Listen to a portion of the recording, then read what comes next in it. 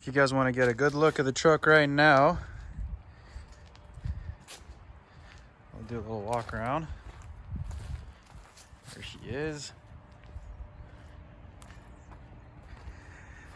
What's going on, guys? Welcome to the channel. So the reason we did that walk around is because we're going to be working on the front end suspension of this truck. So the truck right now does currently sit on a 2.5-inch leveling kit on the front. Those are the 2.5-inch pucks. I'll go ahead and insert a link to those in the description down below if you guys are interested in going that route. However, in this video, I'm trying to get out of that route. I installed the leveling kit on my truck, it's been a year and a half now, and yes, the truck looks great. However, the ride quality is absolutely horrendous. Okay, so we're sitting on the stock shock absorbers or whatever you want to call it with the coils, and that with the combination of the puck, it's just a super rough ride quality. Now, when I was reading the reviews, I didn't think it was going to be that rough, and it actually didn't bother me that much, but until I got into a buddy of mine's truck. He has a 2015 Ram 1500 and he has Bilstein 5100s. So originally that was the route I was going to go, is the Bilstein 5100s, because those are like leveling shocks, I guess you want to call it, because you can adjust them anywhere from stock height to 2.75 inches in the front. So as I was doing some research and getting ready to buy some, this kind of came up. Check it out. These are 2-inch leveling struts, and it's a full assembly. It comes with the shock as well as the coil that goes around it. So I looked into it, and the price range was fairly similar to if you wanted to buy some 5100s, and it already comes with the coils, guys. So it was a no-brainer. I mean, you're gonna spend a little bit more money, but you're gonna be able to just directly swap these out when we take the stock shock out. And I'll show you guys what I mean. Let's go ahead and just do a quick unboxing of this thing. So here we are. We're gonna get the box was already kind of opened, and I don't know if I should blame Amazon or whoever delivered it, but yeah, the box already kind of came open. Let's go ahead and open it up. You've got your instructions. Let's see, did they supply us with a sticker? Because I'm a big fan of stickers.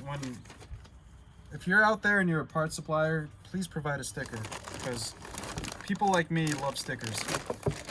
All right, so let's go ahead and get these to the side. Let's just get this box out of the way. Yep, it looks like there's no sticker, guys. What the heck, rough country? I'm almost tempted to return it right now.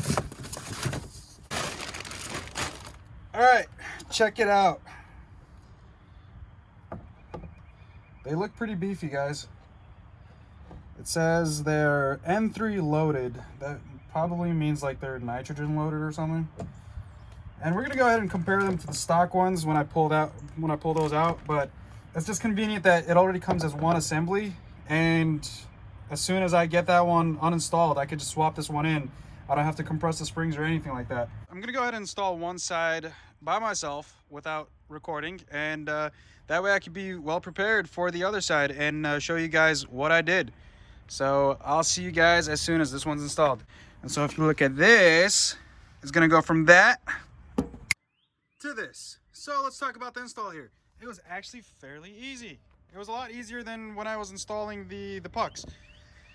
All right, so here it is compared to the old one. So I still need to do the passenger side, and I'm gonna show you guys how I do it. So if you guys wanna just see the comparison, here is the new Rough Country leveling strut, and there is the factory strut with the 2.5-inch leveling puck. So you guys can just kind of get a good look at that. I think it did bring the truck down a little bit. It should bring the truck down a little bit, and I kind of wanted to bring the truck down because what happened was when I installed the leveling puck, the 2.5-inch, and I think 2.5 inches is overkill. Anything above 2 inches I think is overkill on these trucks, because I still tow a car hauler, and I still, now that I put the camper on the back, for some reason the truck looked like it was starting to do that California lean, and I'm not a big fan of that. Let me see if I can show you guys what I mean. I don't know if you guys can see this in the camera, but the whole truck just looks like it's kind of leaning on the back, and I'm not a fan of that, especially when you go to hook up a trailer. It just leans it down more, and I'm not a fan of it. I do have the airlift airbags in the rear springs, and those are awesome, by the way. But if you guys do have any questions regarding those bags, go ahead and let me know. I'll probably go ahead and insert a link in the description down below to the kit that I have, just if you guys are curious. Let me show you guys what tools you guys will probably need. So we're gonna go ahead and start off with a 15 mil wrench, and then this is just a 15 mil ratcheting wrench, or ratchet, whatever you want to call it, and that's what we're going to use for the top of the strut. So we have our ratcheting our ratchet. This is a 1/2 inch, and on here I believe we have a 21. We've got our, is this a 3/4 inch, I believe, or is it a 3/8? I always get them all mixed up. But anyways, this is a 16 mil socket on here. We've got our handy dandy pry bar. We've got this bad boy, and we're going to use this. Basically, we're going to use this to push out the bolt from the lower mount of the strut. So if you live in one of the rust states like I do, one of your best friends is going to be your PB blaster or some kind of penetrating fluid. We're going to go ahead and we're going to spray this bolt right here. We're going to go ahead and spray the 3 up here. I already sprayed them, but you get what I mean. There's one, there's a second one in the back that you can't see, and a third one over there.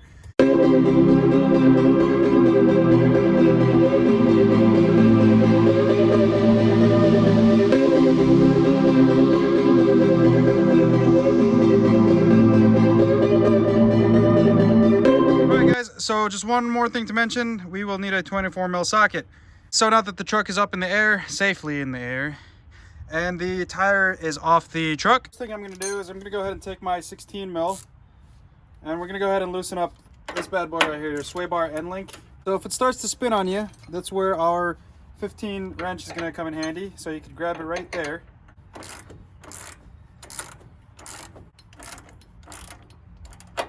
Okay, so I'm just going to go ahead and I'm still going to leave threads on it. So we're just loose. So now we're going to go ahead and take off our tie rod end, and that is a 21 mil.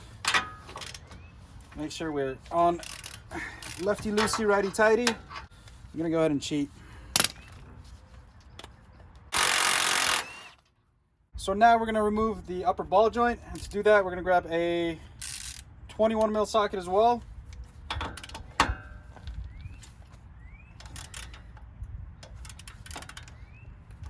So we're not gonna remove the nut all the way for the upper ball joint. You guys can see I still have it on some threads, and I'll show you guys why we do that. So you're gonna go ahead and grab your hammer here, your mini sledge, and you're gonna give it a good couple pounds on this side, and what that's gonna do is it's gonna loosen our ball joint so that it can pop out of this assembly. So just like that. What that does, so the reason I left that nut there is so that when this falls, this whole thing doesn't come falling on you. Ask me how I know about that. I don't know if the camera's picking this up, but on the inside, this ball joint is actually spinning freely with the nut. So what you can do, and what we should have probably done first, take the nut off completely and then rethread it a couple threads by hand and then hammer this. But I guess this is a good lesson for us, because I remember the first time I did this and I struggled. So what you want to do is you want to grab a 10 mil socket and grab a 21 mil wrench. We're gonna go ahead and secure this on there, and then the bottom of the ball joint here is actually it's a 10 mil. It's sized for a 10 mil down there.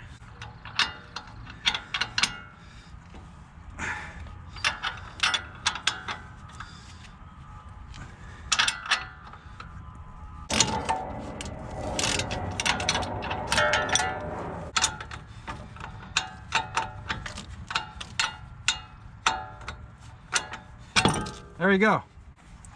So next up, what we're gonna do is we're gonna go ahead and remove this bolt right here. So on this side, we need a 24 mil. And then on the other side, you're going to need a 21 mil. And ugga dugga away, guys. Let's see.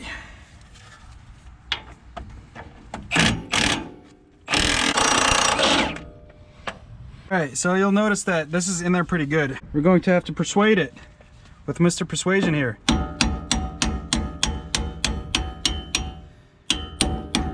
So this is what we need that little extension for. We're going to just hammer that bolt through.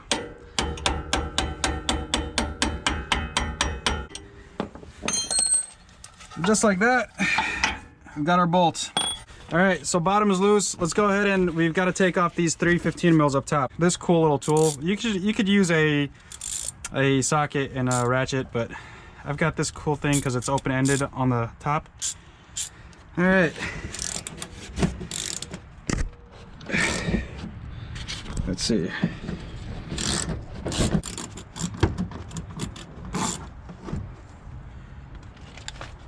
That's one.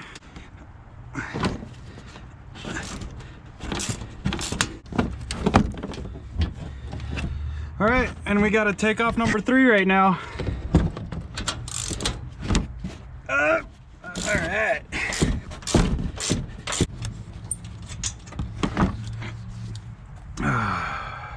So now that we've got all 3 bolts off up top, we've got the bolt through here undone. Let's go ahead and grab Mr. Pry Bar, and we're gonna go ahead and try to persuade this out.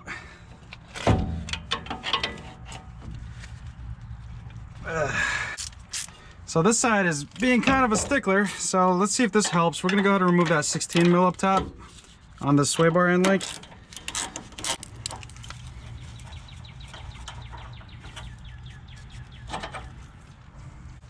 This might give us a little bit more room that we can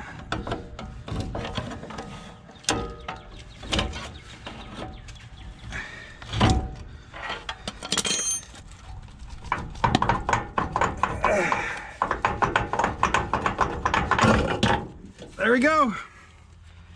Now it did take some muscle, but we got it out. Watch how easy this is going to be to install compared to how hard it was to take that off. And trust me, it was not easy to install that either when I installed those.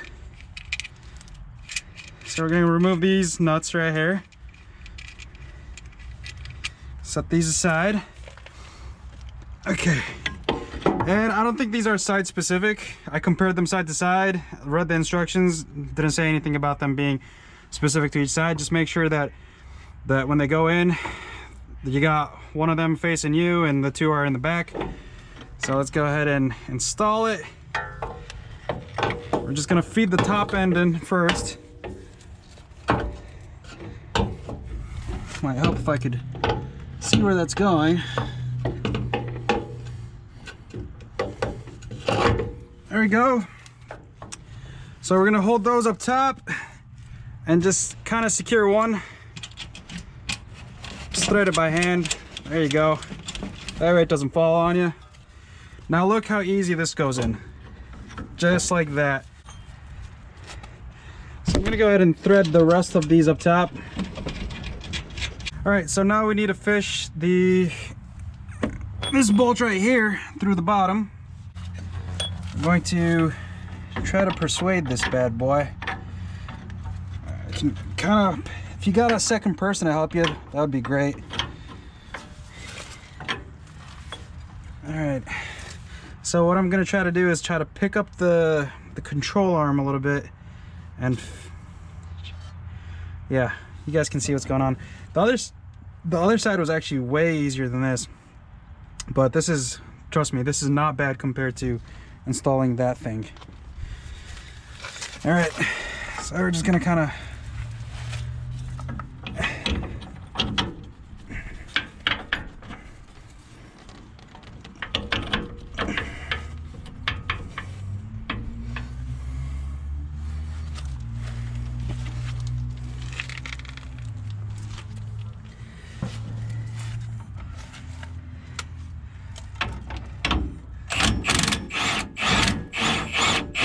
look at that. Voila. You know what? We'll keep the Ugga Dugga tool on there. We'll grab our 24 mil on this side. Always start threads by hand, guys. Don't end up regretting it like I do. Make sure this is on the righty-tighty. All right, Ugga Dugga away. Oh.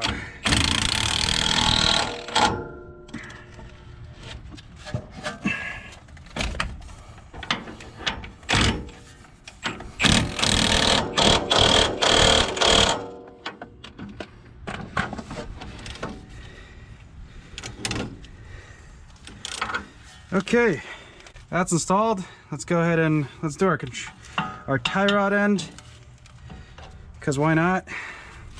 I'm gonna grab our 21 mil bolt here, and I'm gonna cheat. I'm gonna grab my mini Ugga Dugga tool and grab my 21 mil. There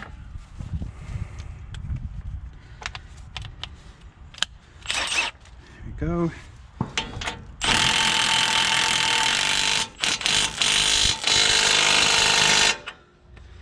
And then we'll hand tighten it.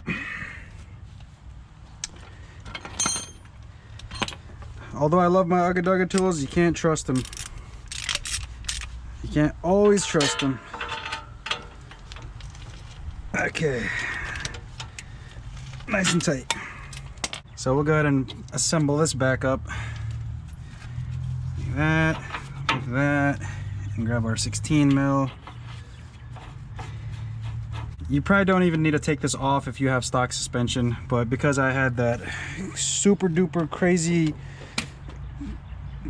puck right there, I had no room to, man, that thing exhausted me. All right, so let's go ahead and tighten this back up. Okay. All right, let's install our upper ball joint.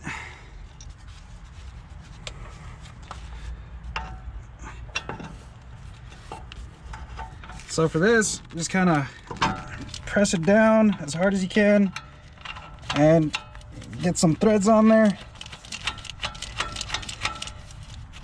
Okay, I'm gonna grab our 10 mil.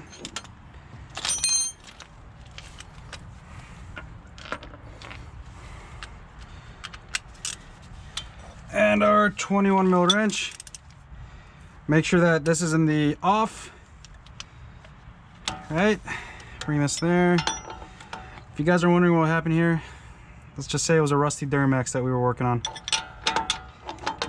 We'll keep it at that.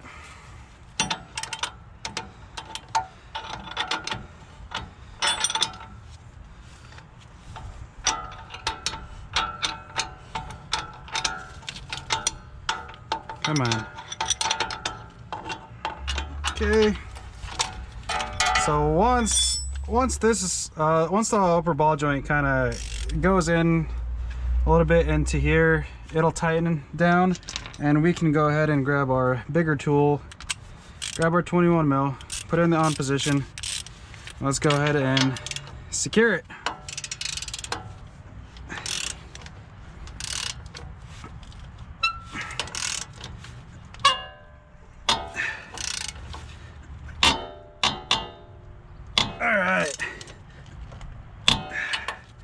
That's nice and tight. Tie rod, that. Now we need to secure our 15 mil bolts up top, or nuts. Grab my little weird tool from Harbor Freight. All right.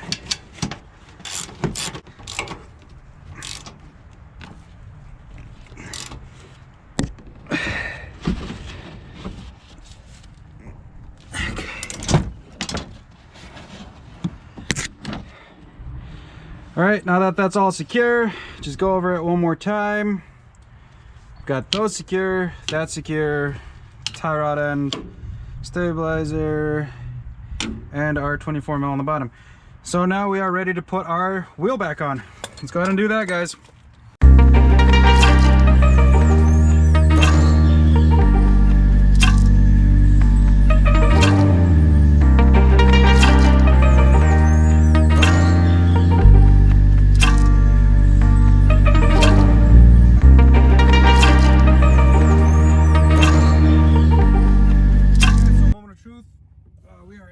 We're about to go on a little test drive. Let's see if I wasted my money or not. All right, so right off the bat, this thing is smooth. It drives like it was when I first got the truck, when it was on factory shocks.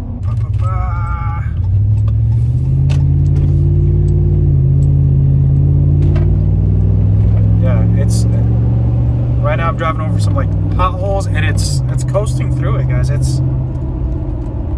Oh man, I am so relieved. This is awesome.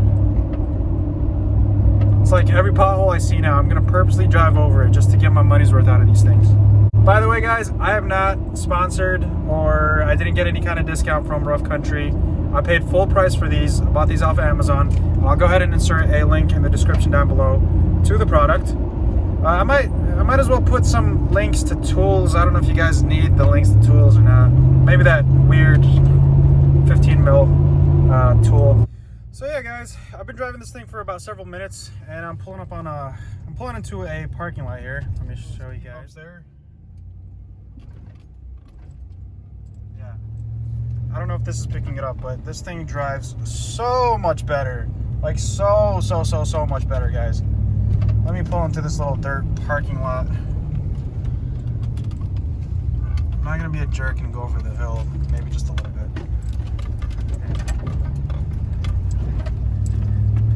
Way better, guys. Alright. So let's go ahead and do a little walk around. I'm telling you guys, this thing basically like floats over bumps, guys. I'm not saying that it drives like a Lexus now or like a Maybach, but this is night and day different from the stock suspension with the 2.5-inch leveling kit.